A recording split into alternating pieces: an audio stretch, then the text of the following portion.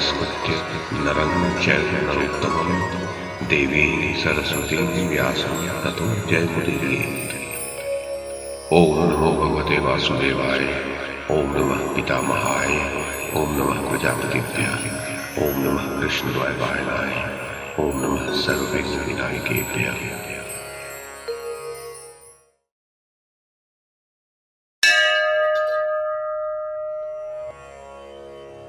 धृतराष्ट्र ने पूछा, संजय, इस प्रकार जब सारी सेनाओं की व्यूह रचना हो गई और दोनों दलों के योद्धा परस्पर युद्ध करने लगे, तब कुंती पुत्र अर्जुन ने संशप्तकों पर और कर्ण ने पांडव योद्धाओं पर कैसे धावा किया? सूत, तुम युद्ध संबंधी इस समाचार का विस्तार पूर्वक वर्णन करो, क्योंकि इस कार्य में तुम कुशल हो। रणभूमि में वीरों के पराक्रम का वर्णन सुनकर मुझे तृप्ति नहीं हो रही। संजय ने कहा, महाराज, आपके पुत्र की दुर्नीति के कारण शत्रुओं की उस विशाल सेना को युद्ध में उपस्थित जानकर अर्जुन ने अपनी सेना का भी व्यूह बनाया। अश्वारोहियों, गजों, रथों तथा पैदलों से भरे हुए उस व्यूह के मुख्य भाग में धृष्टद्युम्न खड़ा था। वो वहां मूर्तिमान काल के समान जान पड़ता था। सेवकों सहित समस्त द्रौपदी पुत्र युद्ध के लिए उत्सुक हो धृष्टद्युम्न की रक्षा कर रहे थे। इस प्रकार सेनाओं की व्यूह रचना हो जाने पर रणभूमि में संशप्तकों की ओर देखकर क्रोध में भरे हुए अर्जुन ने गांडीव धनुष की टंकार करते हुए उन पर आक्रमण किया। तब विजय का दृढ़ संकल्प लेकर मृत्यु को ही युद्ध से निवृत्त होने का निमित्त बनाकर अर्जुन के वध की इच्छा वाले संशप्तकों ने भी उन पर धावा बोल दिया। संशप्तकों की सेना में पैदल मनुष्यों और अश्वारोहियों की संख्या बहुत अधिक थी। मतवाले गज और रथ भी भरे हुए थे। पैदलों सहित शूरवीरों के उस समुदाय ने तुरंत ही अर्जुन को पीड़ा देना आरंभ किया।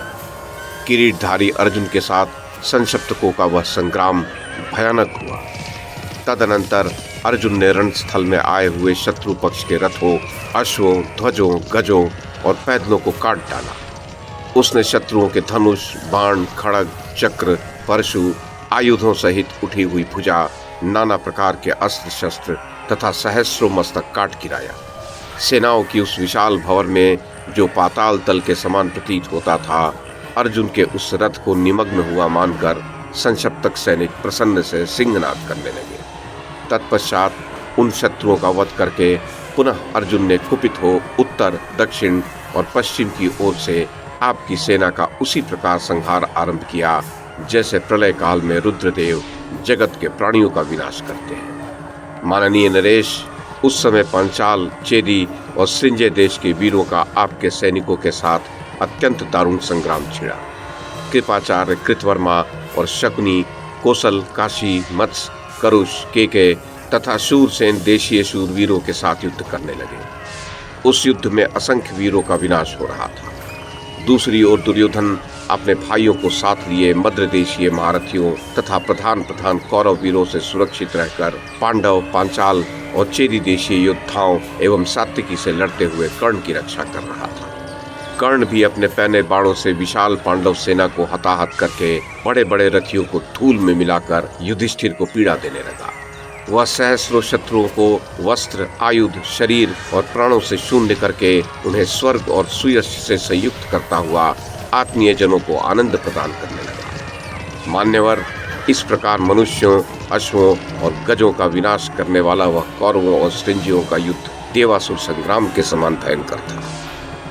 जनमेजय, तब धृतराष्ट्र ने पूछा, संजय, कर्ण कुंती पुत्रों की सेना में प्रवेश करके राजा युधिष्ठिर के पास पहुंचकर जो जनसंहार कर रहा था, उसका समाचार मुझे सुनाओ। उस समय पांडव पक्ष के किन किन प्रमुख वीरों ने युद्ध स्थल में कर्ण को आगे बढ़ने से रोका और किन किन को रौंदकर सूत पुत्र कर्ण ने युधिष्ठिर को पीड़ित किया?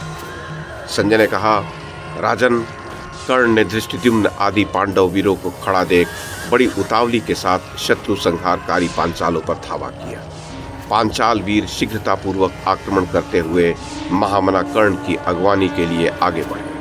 उस समय नाना प्रकार के बाणों के गिरने, गजों के चिघाड़ने, अश्वों के हीसने, रथ के घरघराने तथा वीरों के सिंहनाद करने का दारुण शब्द वहां गूंज उठा। तत्पश्चात अत्यंत क्रोध में भरे हुए कर्ण ने शीघ्रतापूर्वक अस्त्र चलाकर पांडव सेना का संहार आरंभ किया। उसने बाणों की छड़ी लगाकर प्रभद्रकों के 70 श्रेष्ठ वीरों को मार डाला। फिर 25 बाणों से 25 पांचाल वीरों का वध कर डाला तथा सैकड़ों और सहस्रों चेदी देशीय योद्धाओं को सहायकों का लक्ष्य बनाकर यमलोक पहुंचाया। उस समय झुंड के झुंड पांचाल रथियों ने आकर कर्ण को चारों ओर से घेर लिया। तब कर्ण ने 5 दुस्सह बाण छोड़कर भानुदेव, चित्रसेन, सेनाबिंदु, तपन और शूरसेन इन 5 पांचालों को मार डाला। उन शूरवीरों के मारे जाने पर पांचाल सेना में हाहाकार मच गया। पांचालों के 10 रथियों ने कर्ण को घेर लिया। ये देख उसने अपने बाणों से उन्हें तुरंत मार गिराया। उस समय कर्ण के पहियों की रक्षा करने वाले उसके दुर्जय पुत्र सुषेण और सत्यसेन प्राणों का मोह छोड़कर युद्ध कर रहे थे। कर्ण का ज्येष्ठ पुत्र वृषसेन स्वयं उसके पीछे रहकर पृष्ठभाग की रक्षा कर रहा था। नरेश्वर, तदनंतर धृष्टद्युम्न, सात्यकी, द्रौपदी के 5 पुत्र भीमसेन, जनमेजय, शिखंडी, प्रधान प्रभद्रक, चेदी, केके, पंचाल तथा मत्स्य देशीय वीर और नकुल सहदेव ये कवच आदि से सुसज्जित हो कर्ण को मार डालने की इच्छा से उसकी ओर दौड़े। पास आते ही उन्होंने कर्ण पर बाणों की छड़ी लगा दी। कर्ण के पुत्रों तथा आपके पक्ष के अन्य योद्धाओं ने उस समय उन वीरों को आगे बढ़ने से रोका। सुषेण ने भल्ल मारकर भीमसेन का धनुष काट डाला और 7 नाराजों से उसके हृदय में घाव करके उच्च स्वर से गर्जना की। तब भीमसेन ने दूसरा धनुष हाथ में लिया और उसकी प्रत्यंचा चढ़ाकर सुषेण का धनुष काट दिया। साथ ही क्रोध में भरकर उसने उसको 10 बाणों से बींध डाला। इतना ही नहीं, भीम ने कर्ण पर भी 70 तीखे बाणों का प्रहार किया और 10 बाणों से उसके पुत्र भानुसेन को अश्व और सारथी सहित यमलोक भेज दिया। भीमसेन के क्षुर से कटा हुआ चंद्रोपम मुख से युक्त भानुसेन का वह मस्तक नाल से कटकर गिरे हुए कमल पुष्प के समान सुंदर दिखाई दे रहा था। तत्पश्चात भीम ने आपकी सेना को पीड़ित करना आरंभ किया। उसने कृपाचार्य और कृतवर्मा के धनुष काटकर उन दोनों को अत्यंत आहत कर दिया। दुशासन को 3 और शकुनी को 6 बाणों से बींध करके उलूक और पतत्री दोनों को रथहीन कर डाला। उसके पश्चात सुषेण से यह कहकर कि ले अब तुझे भी मार डालता हूँ, उसने एक सायक अपने हाथ में लिया, परंतु कर्ण ने उसे काट दिया और भीम को भी 3 बाणों से आहत किया। तब भीम ने दूसरा बहुत तीक्ष्ण बाण हाथ में लिया और उसे सुषेण को लक्ष्य करके छोड़ दिया, किंतु कर्ण ने उसके भी टुकड़े टुकड़े कर दिए और भीमसेन को मार डालने की इच्छा से उसके ऊपर 73 बाणों का प्रहार किया। प्रजापालक नरेश, उधर सुषेण ने अपना धनुष लेकर नकुल की दोनों भुजाओं तथा छाती में 5 बाण मारे। तब नकुल ने भी 20 बाणों से सुषेण को आहत किया और भीषण सिंहनाद करके कर्ण को भी भयभीत कर डाला। ये देख सुषेण के क्रोध की सीमा न रही। उसने नकुल को 60 तथा सहदेव को 7 बाणों से आहत कर दिया। राजन, दूसरी ओर सात्यकी और वृषसेन में युद्ध छिड़ा हुआ था। सात्यकी ने 3 बाणों से वृषसेन के सारथी को मारकर एक भाले से उसका धनुष काट डाला। फिर 7 भल्लों से उसके अश्वों को मारकर एक बाण से ध्वजा काट दी और 3 सहायकों से वृषसेन की छाती में घाव किया। इस प्रकार उस प्रहार से वृषसेन का सारा शरीर सुन्न हो गया। एक क्षण तक अचेत रहने के पश्चात वह उठा और हाथ में ढाल खड़ग ले सात्यकी को मार डालने की इच्छा से उसकी ओर झपटा। वृषसेन अभी कूद कर आ ही रहा था कि सात्यकी ने 10 बाणों से उसकी ढाल खड़ग के टुकड़े टुकड़े कर दिए। अंबिकानंदन, उसी समय उस पर दुशासन की दृष्टि पड़ी। उसने वृषसेन को रथ और शस्त्र से हीन देख तुरंत ही अपने रथ पर बिठा लिया और दूर ले जाकर उसे दूसरे रथ पर चढ़ाया। उसके पश्चात महारथी वृषसेन ने वहां आकर द्रौपदी के पुत्रों को 73, सात्यकी को 5, भीमसेन को 64, सहदेव को 5, नकुल को 30, शतानिक को 7, शिखंडी को 10, धर्मराज को 100 तथा अन्य वीरों को भी अनेक बाणों से पीड़ित किया। तत्पश्चात वह पुनः कर्ण के पृष्ठभाग की रक्षा करने लगा। सात्यकी ने नए बने हुए लोहे के 9 बाणों से दुशासन के सारथी, अश्व तथा रथ को नष्ट करके उसके ललाट में 3 बाण मारे। तब दुशासन दूसरे रथ पर सवार हो कर्ण के उत्साह एवं बल को बढ़ाता हुआ पांडवों के साथ युद्ध करने लगा। महाराज, तदनंतर कर्ण को धृष्टद्युम्न ने 10, द्रौपदी के पुत्रों ने 73, सात्यकी ने 7, भीमसेन ने 64, सहदेव ने 7, नकुल ने 30, शतानिक ने 7, शिखंडी ने 10, धर्मराज ने 100 तथा अन्य वीरों ने भी बहुत से बाण मारे। सब लोगों ने सूत पुत्र को भली भांति पीट डाला। तब कर्ण ने भी उनमें से प्रत्येक को 10-10 बाणों से पीट डाला। महाभाग, हमने महामना कर्ण के अस्त्र बल और फूर्ति को वहां अपनी आंखों देखा था। वह सब कुछ अद्भुत सा प्रतीत होता था।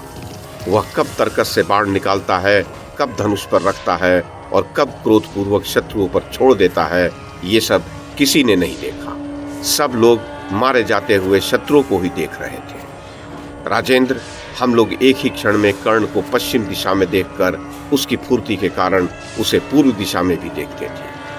किसी एक समय में कर्ण कहाँ खड़ा है ये हम लोग नहीं देख पा रहे थे। राजन, सब ओर बिखरे हुए उसके बाण ही हमें दिखाई देते थे, जो टिड्डी दलों के समान संपूर्ण दिशाओं को आच्छादित किए रहते थे। द्युलोक, आकाश, भूमि और संपूर्ण दिशाएं पैने बाणों से खचाखच भर गई थी। उस प्रदेश में आकाश अरुण रंग के मेघों से ढका हुआ सा जान पड़ता था। प्रतापी राधापुत्र कर्ण हाथ में धनुष लेकर नृत्य सा कर रहा था। जिन जिन योद्धाओं ने उसे एक बाण से आहत किया था, उनमें से प्रत्येक को उसने 3 गुने बाणों से पीट डाला। फिर 10-10 बाणों से अश्वों, सारथी, रथ और छत्रों सहित उन सबको आहत करके कर्ण ने सिंह के समान दहाड़ना आरंभ किया। फिर तो उन शत्रुओं ने उसे आगे बढ़ने के लिए मार्ग दे दिया। अपने बाणों की बौछार से उन महान धनुर्धरों का मान मर्दन करता हुआ कर्ण गजों की सेना में निर्बाध घुस गया। फिर चेदी वीरों के 30 रथियों को मार करके उसने राजा युधिष्ठिर पर धावा किया। उस समय शिखंडी, सात्यकी तथा पांडव लोग राजा को सब ओर से घेर कर उसकी रक्षा करने लगे। उसी प्रकार आपके पक्ष वाले शूरवीर योद्धा भी डटकर कर्ण की रक्षा करने लगे।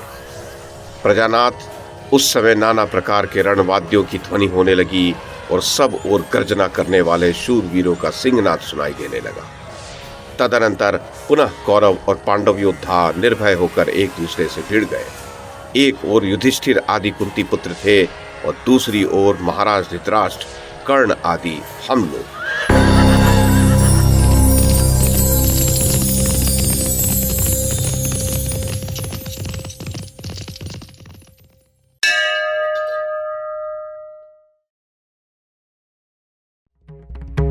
YouTube के माध्यम से महाभारत की कथा को एक श्रृंखला के रूप में प्रस्तुत करने का हमारा ये प्रयास यदि आपको सराहनीय लगा हो तो कृपया इस कड़ी को लाइक और शेयर करें, चैनल को सब्सक्राइब करें और बेल आइकन को दबाएं। साथ में अन्य लोगों को भी देखने के लिए प्रेरित करें।